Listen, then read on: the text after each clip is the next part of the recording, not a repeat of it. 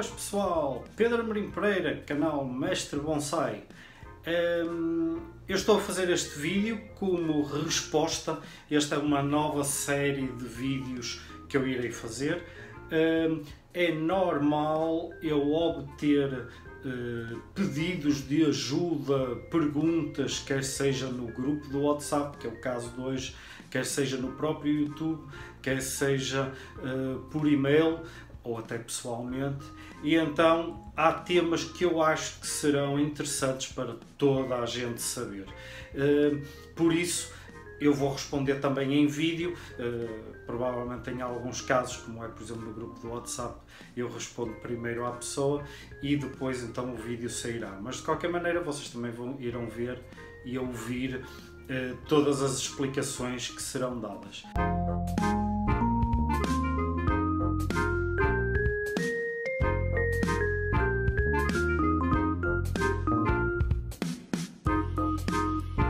Neste caso é uma pergunta de Davi, do grupo WhatsApp da Escola de Bonsai de Pedro Amorim Pereira. Então o que ele pergunta é o seguinte: surgiu uma dúvida sobre a compostagem de alimentos para o minhocário. Existe atualmente os alimentos tradicionais com agrotóxicos e os alimentos orgânicos sem agrotóxicos. Falam por aí que os alimentos tradicionais, com o tempo, pode ser gerado algum mal ao organismo, e os orgânicos isso já não ocorre.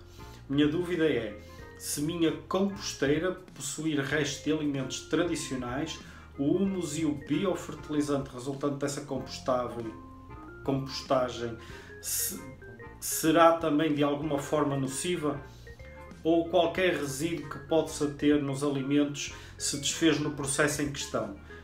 Ora bom, não existe uma resposta simples para este estilo de pergunta.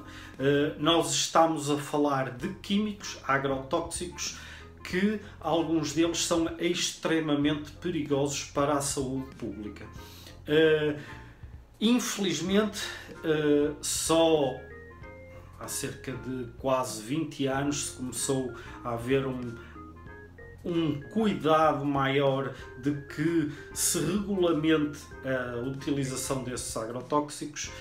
Contudo, ainda existem países em que isso continua a acontecer. Infelizmente, o Brasil é um bom exemplo disso. Então, o que é que se passa em relação a estes agrotóxicos? Estes agrotóxicos são aplicados nos alimentos, nas árvores, na flor, no fruto, nas folhas, nos ramos, nas raízes, para combater determinadas pestes.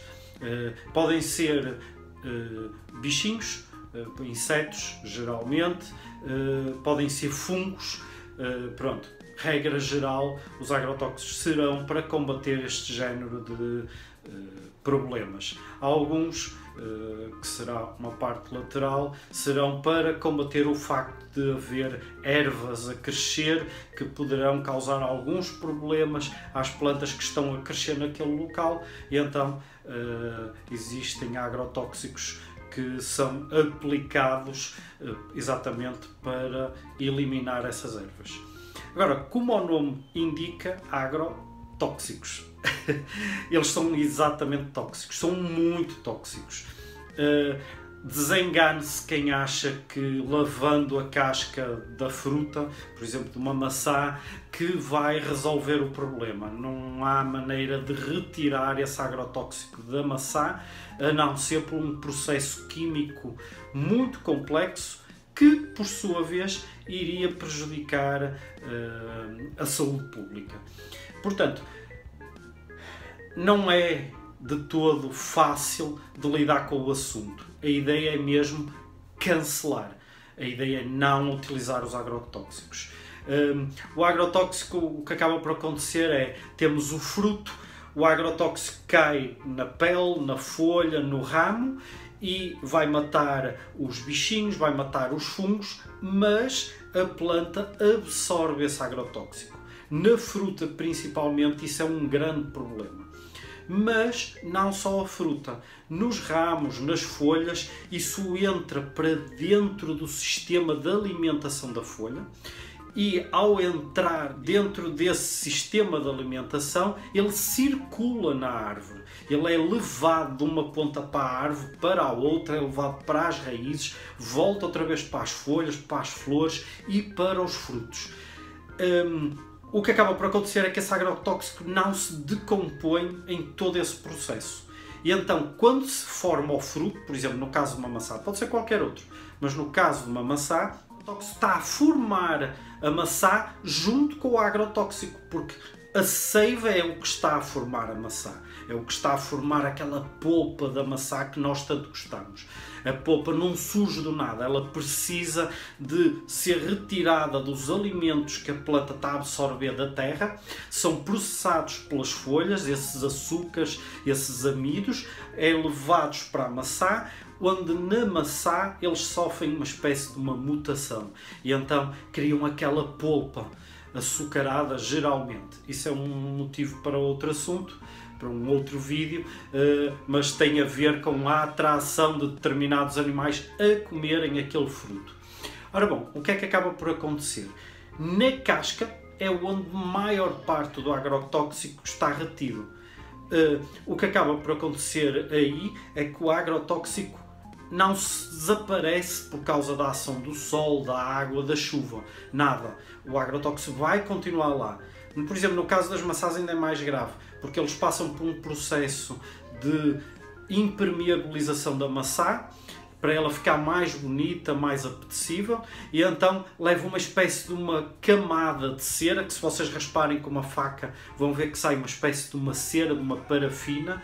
Portanto, ao levar essa camada, os agrotóxicos ficam retidos ali na maçã. Não vos adianta nada estar a lavar, por exemplo, a maçã, estar a lavá-la porque vocês estão a lavar a cera. O agrotóxico continua na maçã. E o agrotóxico tem um problema. Ele continua a permeabilizar para dentro da maçã. Ele não fica só na casca. Mesmo que não coloquem antes da formação do fruto, coloquem após a formação do fruto, ele vai permeabilizar e vai ficar no seu interior. Pronto, isso é um problema. Agora vamos exatamente à pergunta. O que é que se passa?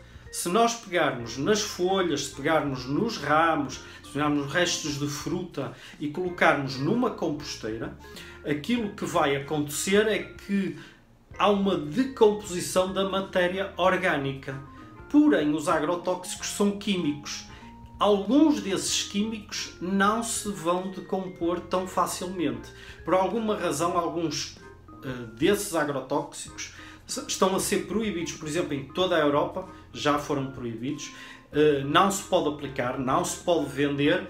Exatamente porquê? Porque eles ficam retidos na terra durante dezenas, às vezes há quem diga que alguns deles podem demorar 1 a 2 centenas de anos a decompor completamente.